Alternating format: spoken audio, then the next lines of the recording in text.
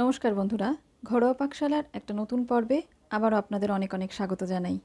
আজকে হাজির হয়েছি একটা সম্পূর্ণ নিরামিষ স্ন্যাক্স রেসিপি নিয়ে। আমার আজকের রেসিপি দোকানের মতন সিঙ্গাড়া কীভাবে বানানো যায়। আসুন তাহলে দেখে নিই। সিঙ্গাড়া বানানোর জন্য আমি এখানে 2 কাপ মতন ময়দা নিয়ে নিয়েছি। ময়দাটার মধ্যে সামান্য পরিমাণে নুন দিয়ে দেব, আর 2 কাপ ময়দার জন্য 5 চামচ মতন সাদা তেল নিয়ে নিয়েছি। সিঙ্গাড়ার খোলটা একদম দোকানের মতন মুচমুচে করতে গেলে আর যাতে লুচির মতন নরম না হয়ে যায় তার জন্য ময়ানটা একটু বেশি প্রয়োজন রয়েছে। দেখুন বন্ধুরা, যখন আমরা ময়দাটার সাথে তেলটা মেশাবো তখন যেন ময়দার টেক্সচারটা এরকম হয়ে যায়, অনেকটা ভিজে বালির মতন। হাতের মধ্যে চাপ দেব, একটু দলা মতন পেকে যাবে। এবার আমি একটা শক্ত মতন ডো তৈরি করে নেব, যেটার জন্য আমি একদম নর্মাল টেম্পারেচারে জল ব্যবহার করেছি। জল খুব সামান্য পরিমাণে আমি হাতে করে নেব আর ময়দাটার মধ্যে অল্প অল্প করে দেব। খেয়াল রাখতে হবে জল যেন বেশি না পড়ে যায়। অল্প অল্প করে জল দিয়ে একদম শক্ত একটা ডো আমি বানিয়ে নেব। শক্ত এতটাই হবে যে হাত দিয়ে চাপলে যেন একটা গর্ত মতন হয়ে যায়। দেখুন বন্ধুরা, আমার ডোটা কিন্তু একদম খুব ভালোভাবে প্রপারলি তৈরি হয়ে গেছে। এবার এটাকে আমি একটা ভিজে সুতির কাপড় দিয়ে ঢেকে দেব এবং 30 থেকে 45 মিনিটের জন্য রেখে দেব। কোনোভাবেই খোলা হাওয়াতে আমি রাখবো না। এই সময়ের মধ্যে তৈরি করে নেব ভেতরের পুরটা। তার জন্য আমি 4টে আলু নিয়েছি, যেটা খোলা সমেত সেদ্ধ করে নিয়েছি 90% মতো। নিয়েছি 5 ফোড়ন আর 2টো শুকনো লঙ্কা ড্রাই রোস্ট করে গুঁড়ো করে, আর নিয়েছি কিছুটা পরিমাণে আদা আর 2টো কাঁচা লঙ্কা থেঁতো করে নিয়েছি।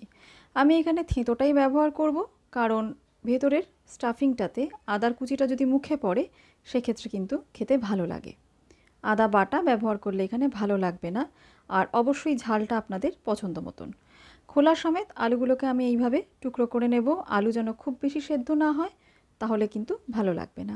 এবার কড়াইতে অল্প পরিমাণে সাদা তেল গরম করে নিয়ে তার মধ্যে আমি ভাজা মশলাটা আর আদা লঙ্কাটা দিয়ে ভেজে নেব যতক্ষণ না পর্যন্ত কাঁচা গন্ধটা চলে যায়। ফ্লেমটা একদম লো থাকবে যাতে পুড়ে না যায়। দিয়ে দেব 1 চামচ মতন জিরে গুঁড়ো, 1 চামচ ধনে গুঁড়ো, আর দিয়ে দেব অল্প পরিমাণে হলুদ আর হাফ চামচ গরম মশলা গুঁড়ো। এবার সমস্ত উপকরণগুলোকে আমি খুব ভালো করে মিশিয়ে নেব। খেয়াল রাখতে হবে যেন মশলাটা কোনোভাবেই ধরে না যায়। সামান্য পরিমাণে জল দিয়ে দেব শুধুমাত্র মশলাটা কষানোর জন্য। মশলাটা কষাতে কষাতে দিয়ে দেব সামান্য পরিমাণে চিনি, নুন। চিনি দিলে একটু খেতে ভালো লাগে, আর সিঙ্গাড়া অনেকেই একটু মিষ্টি স্বাদ হলে পছন্দ করেন। আমি এখানে স্টাফিংয়ের জন্য শুধুই মাত্র আলু ব্যবহার করেছি। আপনারা চাইলে কিন্তু ফুলকপি, মটরশুঁটিও ব্যবহার করতে পারেন। ব্যাস, এবার আমি টুকরো করে রাখা আলুগুলো দিয়ে দেব এবং মশলাটার সাথে খুব ভালোভাবে আমি এটাকে মিশিয়ে নেব। আর পুরো রান্নাটাই কিন্তু করব আমি লো ফ্লেমে। যখন ভালো রকমভাবে মশলাটার সাথে মেশানো হয়ে যাবে তখন আমি দিয়ে দেবো সামান্য পরিমাণে জল, আর 5 থেকে 7 মিনিটের জন্য আমি এটা হতে দেব। সিঙ্গাড়া বাঙালির একটা অত্যন্ত প্রিয় খাবার, আর এটা যদি কিভাবে বাড়িতেই সহজে বানানো যায় সেটা শিখে ফেলা যায় তাহলে কিন্তু খুবই ভালো হয়। ঠিক যে যে পরিমাণে আমি মশলাগুলো দিয়েছি সেই পরিমাণ দিয়েই যদি স্টাফিংটা বানানো যায় তাহলে কিন্তু স্টাফিংয়ের স্বাদটা একদম পুরোপুরি দোকানের মতন হয়ে যায়। ব্যাস, আমার ভেতরের পুরটা পুরোপুরি রেডি হয়ে গেছে, কিন্তু সিঙ্গাড়াতে পুরটা ভরবার আগে আমাকে এটা পুরোপুরি ঠান্ডা করতে হবে। এদিকে 45 মিনিট ওভার হয়ে গেছে। এবার আমি বাকি প্রিপারেশনটা করে নেব। আমি 45 মিনিট পরে আর একবার হাত দিয়ে একটু ঠেসে নেব, আর এর থেকে লেচি কেটে নেব। লেচিগুলো একটু বড় সাইজেরই হবে, তার কারণ আমি প্রতিটা লেচি থেকে 2টো করে সিঙ্গাড়া করব, আর লেচিটা একটু ওভাল শেপ করে বেলবো।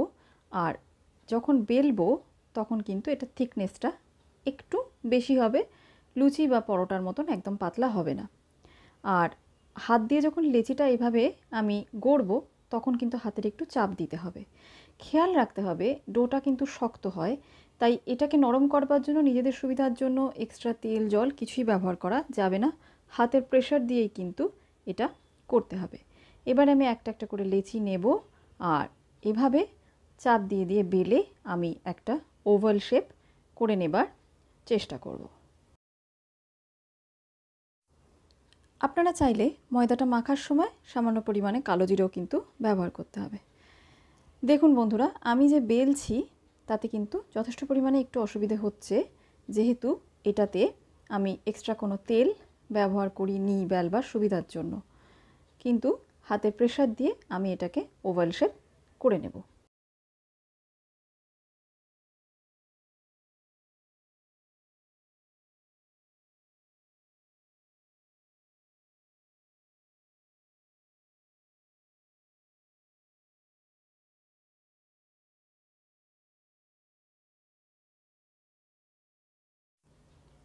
দেখুন বন্ধুরা, আমার কিন্তু লেচিটা থেকে ওভাল শেপ করে বেলা হয়ে গেছে। এবার একটা ছুরির সাহায্যে ঠিক মাঝ বরাবর আমি এটাকে কেটে নেব। ব্যাস, দেখুন থিকনেসটাও কিন্তু খুব পাতলা নেই। এবারে এটাকে দেব সিঙ্গারার ভাঁজটা। একটা ছোট পাত্রে নর্মাল টেম্পারেচারে জল নিয়ে নেব। আঙুলের সাহায্যে একটু করে জল নিয়ে আমি এই দিকটাকে ভালো করে জল দিয়ে লাগিয়ে নেব এবং এইভাবে একদম টেনে এনে ভাঁজটা করে একটু চিপে দেব। খেয়াল রাখতে হবে সিঙ্গারাটার ভাঁজটা দেবার সময় কোথাও যেন এতটুকু ফাঁক না থাকে, তাহলে কিন্তু ভেতরের পুরটা বেরিয়ে যাবে। ব্যাস, এভাবে চেপে দিলেই কিন্তু এখানটা পুরোপুরি সিল হয়ে যাবে।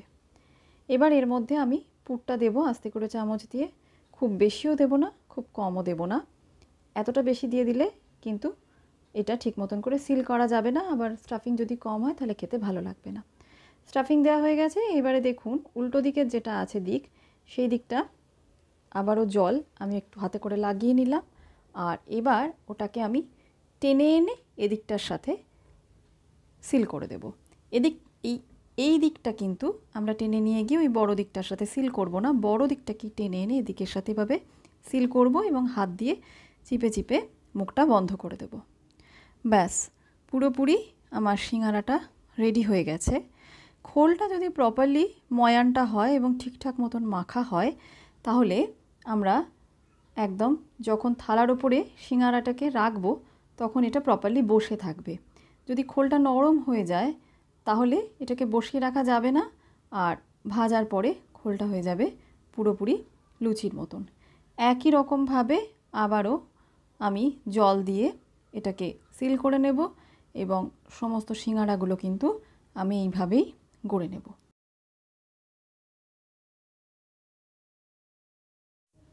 দেখুন বন্ধুরা, খুব ভালোভাবে আমার সমস্ত সিঙ্গারাগুলো গড়া হয়ে গেছে। আর ঠিক দোকানে যেরকমভাবে সিঙ্গারাগুলোকে বসিয়ে রাখা হয়, আমার ক্ষেত্রেও কিন্তু আমি সেভাবেই রাখতে পেরেছি। এবার আমি ফ্রাই করে নেব, ডিপ ফ্রাই করব। কড়াইতে তেলটা একটু বেশিই নিয়েছি।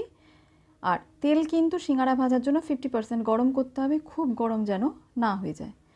ফ্লেমটা থাকবে একদম লো টু মিডিয়াম। 50% যখন তেলটা গরম হয়ে যাবে তখন আমি সিঙ্গারাগুলো এর মধ্যে দিয়ে দেব এবং খানিকক্ষণ ভাজার পরে খুব সাবধানে খুন্তির সাহায্যে আমি এটা দিকটা পাল্টে দেব। সিঙ্গারা ভাজার সময় খেয়াল রাখতে হবে ফ্লেমটা যেন কখনোই খুব বেড়ে না যায়, তাহলে কিন্তু সিঙ্গারা পুড়ে যাবে।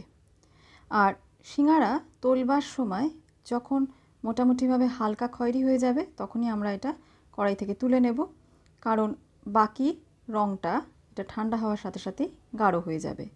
আর পুরটা যেহেতু কুকটি ছিল তাই ভেতরটা সেদ্ধ হবারও অসুবিধে থাকবে না। আর এক্ষেত্রে একদম বাইরেটা হবে ক্রিস্পি আর ভেতরটা হবে নরম। ব্যাস, সিঙ্গারা আমার ভাজা হয়ে গেছে, সার্ভ করবার জন্য রেডি হয়ে গেছে। আপনারা বাড়িতে তৈরি যে কোনো রকমের চাটনি বা টমেটো সসের সাথে সার্ভ করতে পারেন এটাকে। সন্ধে স্ন্যাক্সে, টি টাইম স্ন্যাক্সে এটা কিন্তু খুব ভালোভাবেই যায়। আপনার বাড়িতে অবশ্যই রেসিপিটি ট্রাই করবেন, কেমন লাগলো আমাকে জানাবেন। ছোট ছোট ট্রিক্সগুলো চেষ্টা করবেন ব্যবহার করার, তাহলে খুব ভালোভাবেই এটা প্রস্তুত করা যাবে। ভালো লাগলে চ্যানেলটিকে লাইক করবেন, শেয়ার করবেন আর সাবস্ক্রাইব করে আমার পাশে থাকবেন। দেখুন বন্ধুরা, ভেতরটা কিন্তু একদম দোকানের মতনই হয়েছে। ভালো থাকবেন, ধন্যবাদ।